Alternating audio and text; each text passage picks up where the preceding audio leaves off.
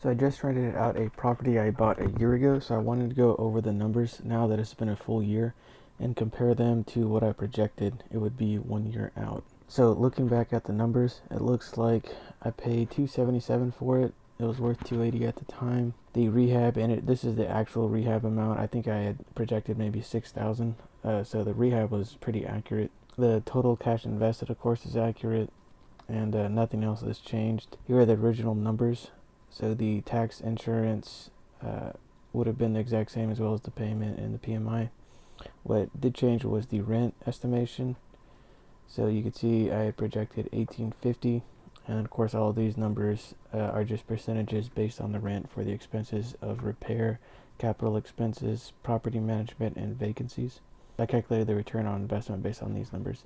So here are what they actually ended up being. So here's at time 0, and here's after 1 year. So it's kind of hard to show this. These are the rents and expenses that are going to be throughout the entire year, whereas of course property values are where they are right now at the start of the year. So if you look at the rents, I had projected a 2% increase based on the amount from 1 year ago, which would have been $1,887. The actual amount ended up being $2,100, so pretty big difference there.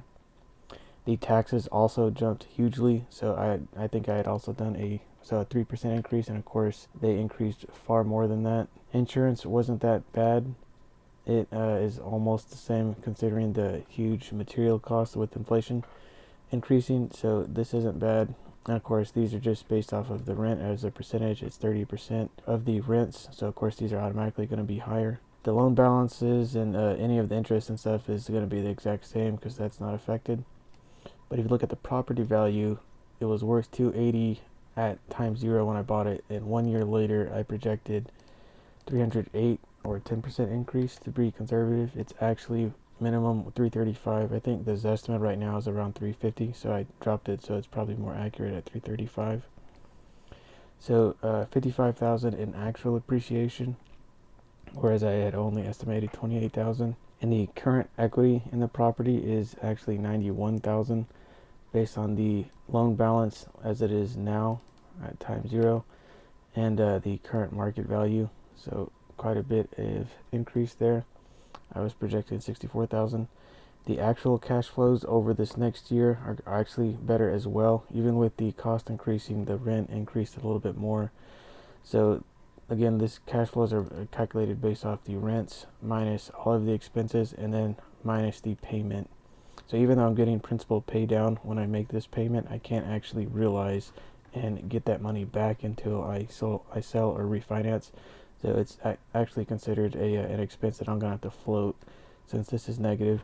And these are just averages basically over the next 10 years, since repairs might happen every year, a little bit of repairs, but capital expenses would only happen say once every 10 years if you have to replace the roof or a water heater. So you pay for those expenses all at once in bulk, but you use this to average them out over a long term. So you can see the net worth changed by about almost $57,000, and there was a projection of $29,000. And of course, based on the appreciation, which is much more than projected, the return on investment based on the original amount invested, this small, almost $34,000.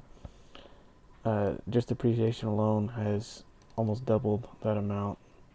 You can see appreciation here is 56 versus the original amount invested of 33. So not bad.